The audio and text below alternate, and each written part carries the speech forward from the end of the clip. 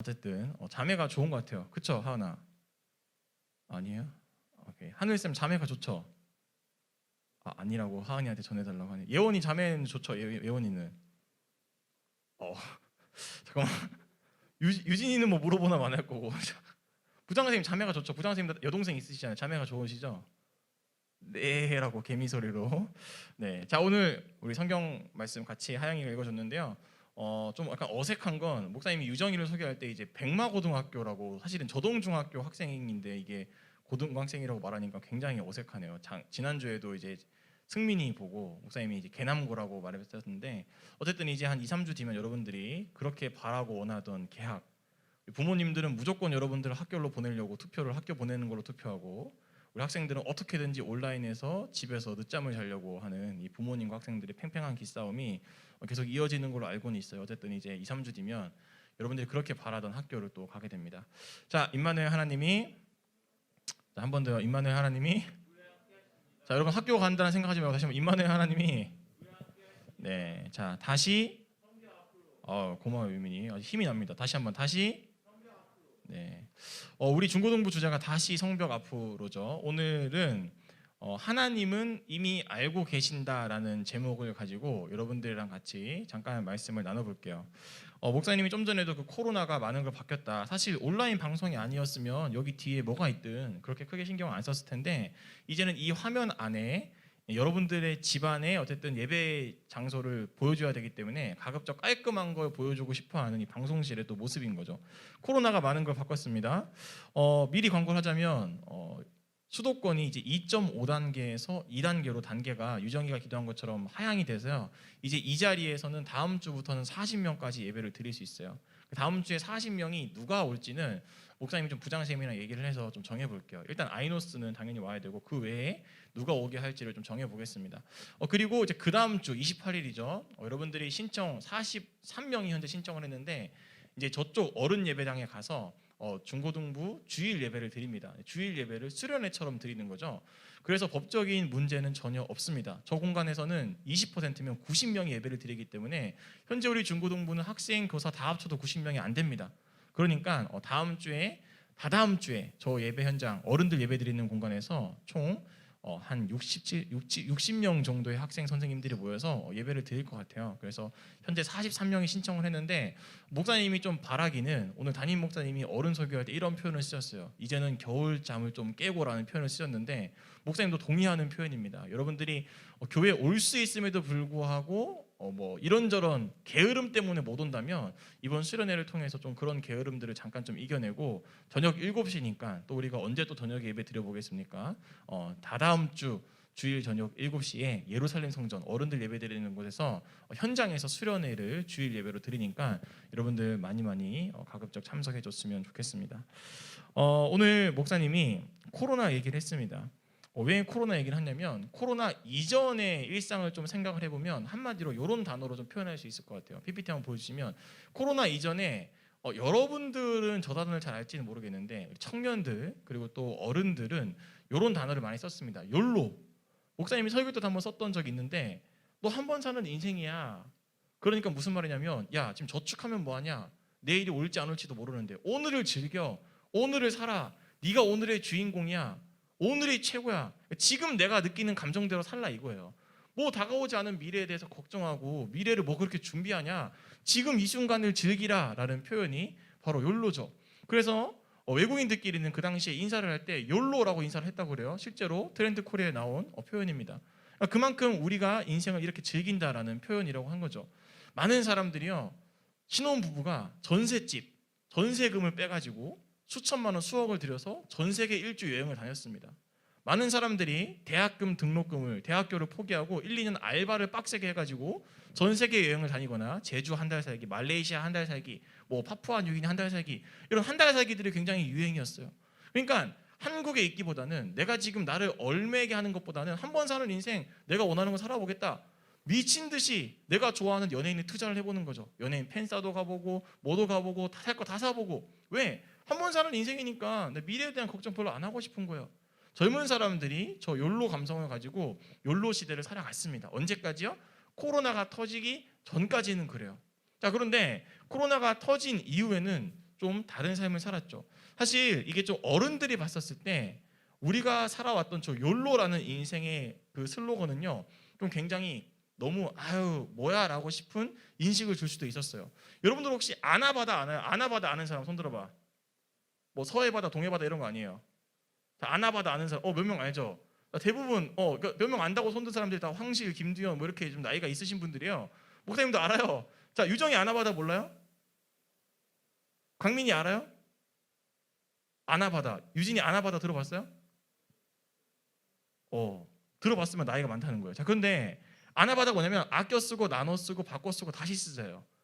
옛날에는 하도 먹고 살기가 힘들고 어려움들이 있으니까 우리가 가지고 있는 물건들을요 아껴 쓰고 나눠 쓰고 바꿔 쓰고 다시 쓰세요. 이런 운동들을요 학교에서 했었어요.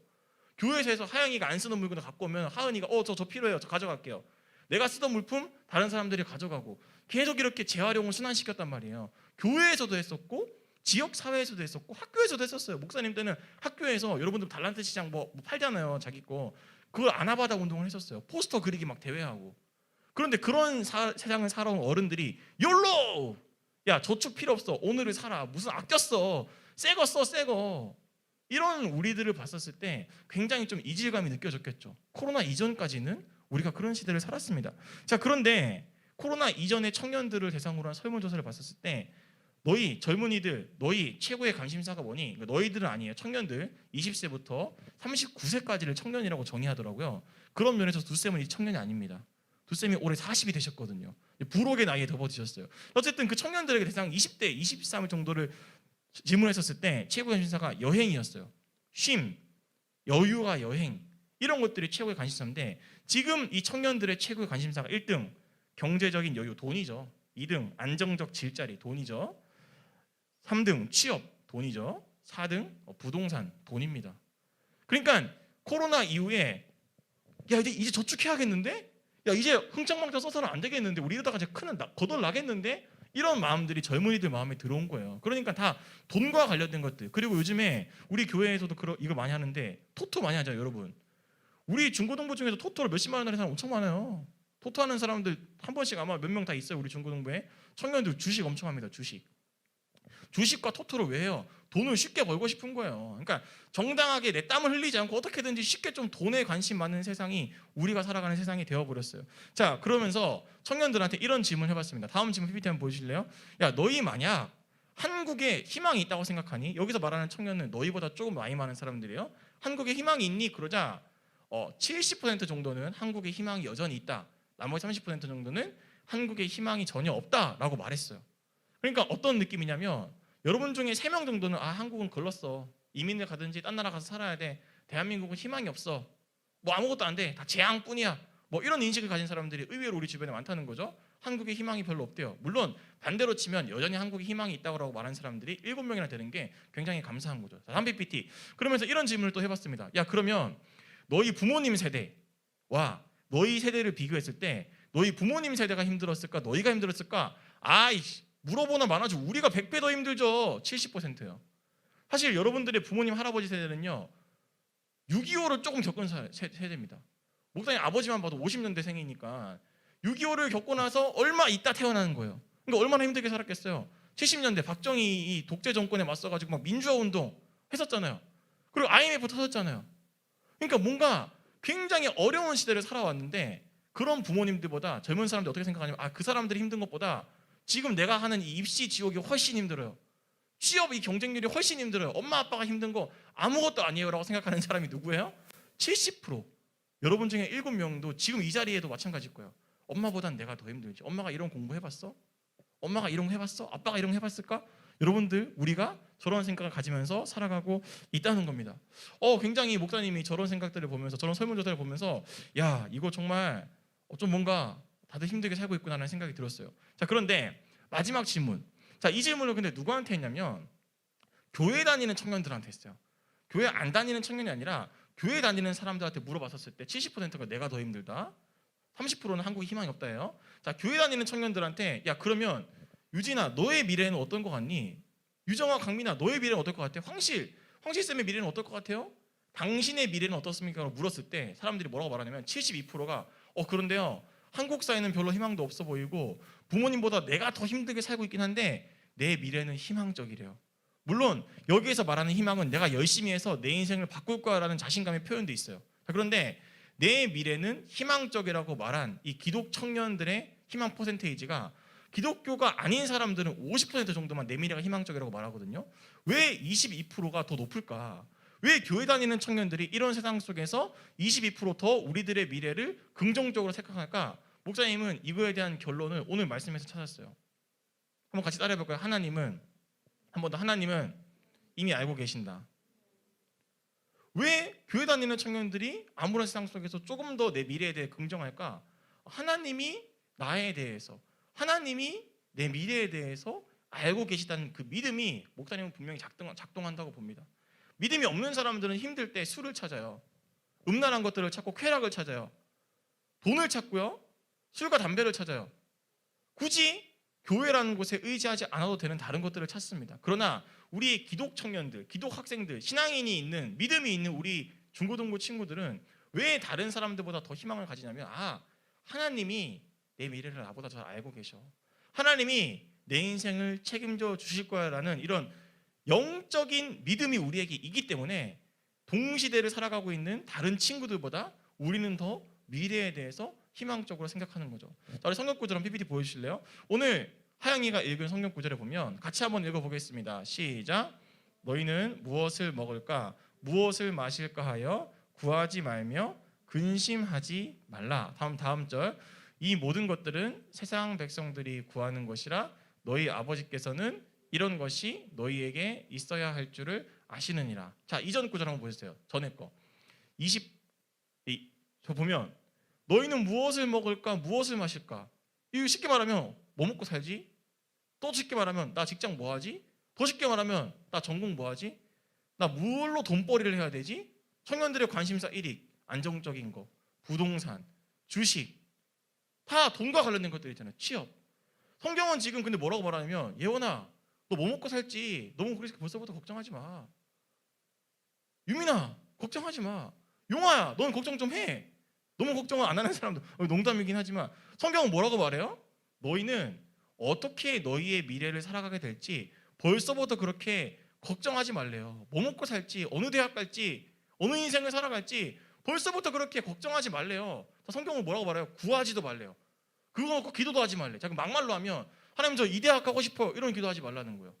정말 그냥 끝으로 가면 하나님 저 이런 인생을 살고 싶어요. 이런 기도도 하지 말라는 거예요. 자, 그러면서 하나님이 뭐야? 그럼 우리 어떻게 살아라는 거야? 이런 힌트를 하나 주십니다. 아까 봤던 마태복음 6장 33절 말씀에 보면 성경 말씀은 우리에게 분명히 이렇게 말해주고 있어요.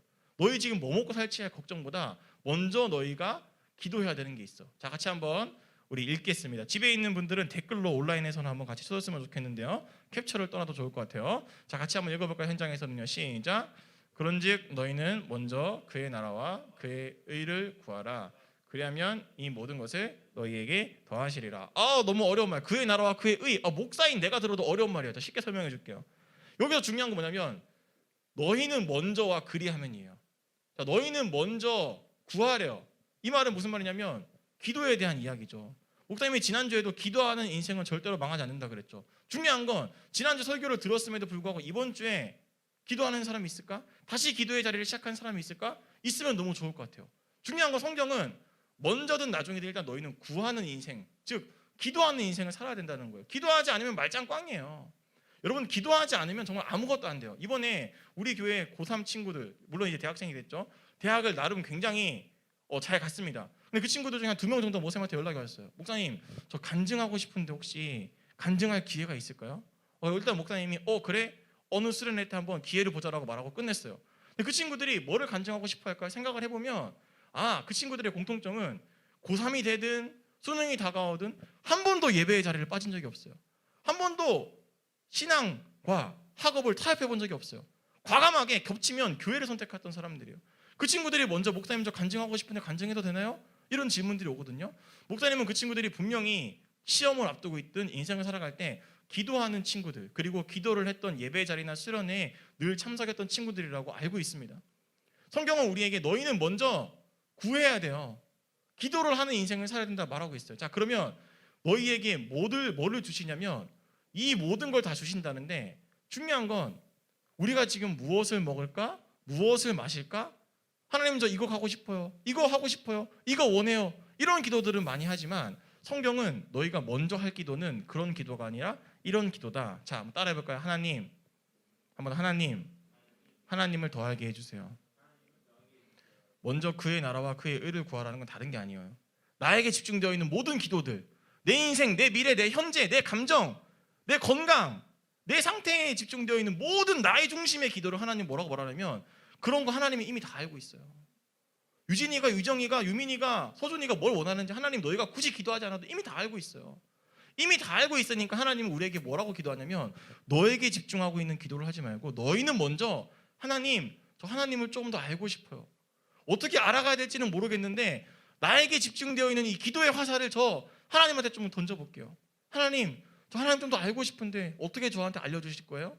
그럼 하나님이 알아서 여러분들이 하고 있는 그 기도에 대해서 하나님은 알려주실 거죠. 더 대박인 건 1+1 너희에게 이 모든 걸 더하신대요. 하나님이 알고 싶어하는 너희들을 향해서 하나님이 하나님을 알려주시고 여러분들이 간구하지 않았던 내 소망이 있죠. 내 기대 있죠. 내 간구 있죠. 내 소원 있죠. 그 모든 것을 우리에게 더하여 주신다라고 말하고 있어요. 목사님 여러분한테 도전하고 싶습니다. 기도의 중심을 하나님께로 바꿔야 돼요. 다 나를 향한 기도가 아니라 너희는 먼저 하나님 더 알고 싶어요라고 기도해라. 그러면 이 모든 것을 갑자기 마이크가 이렇다는 건 어떤 의미일까요? 너희에게 더하시리라고 말하고 있거든요. 다시 한번 따라해 볼까요? 하나님을 더 알게 해주세요. 한 번 더 하나님을 더 알게 해주세요. 이게 저와 여러분의 기도 제목이 됐으면 좋겠습니다. 자, PPT 다음 마지막 요거 같이 읽고 마칠게요. 지난주도 요거 말했다시피 목사님 확신합니다. 기도하는 사람은요 절대로 망하지 않아요. 자, 그런데 그 기도의 방향을 지금까지는 내가 뭘 먹고 살지, 뭘 입지, 어떤 인생을 살아야 되지, 나한테 내 자식한테 우리 가족 여기에 집중이 됐다면 하나님이 우리에게 원하시는 건 너희는 먼저 하나님을 더 알고 싶어요라는 기도를 드려라.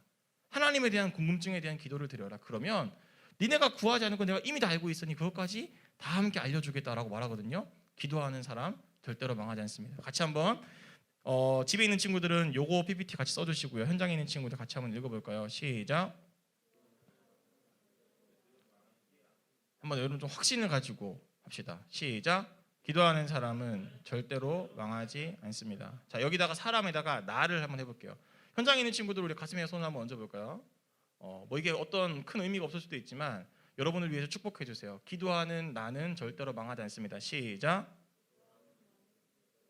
자, 한 번 더 여러분 확신을 가지고 자, 시작. 기도하는 나는 절대로 망하지 않습니다. 그런 친구들이 될 줄로 목사님 축복합니다. 이 시간 같이 찬양팀 앞에 나와주시겠어요? 같이 찬양할 텐데요. 내 모습 이대로 원래는 목사님이 주가 일하시네라는 찬양을 하려고 그랬는데 오늘 내 모습 이대로가 아니었죠. 내 이름 아시죠였죠. 죄송합니다. 우리 마지막 불렀던 찬양을 같이 부르면서 하나님 저 정말 기도하는 한 사람이 되고 싶고 나에게 집중되어 있던 이 기도의 화살을 하나님께 올려드리기 원합니다. 나에게만 맞춰져 있던 이 기도의 내용들을 하나님께로 좀 바꿔보기를 원합니다. 우리 시간 같이 내 이름 아시죠 같이 찬양하면서 기도의 자리로 나아가겠습니다.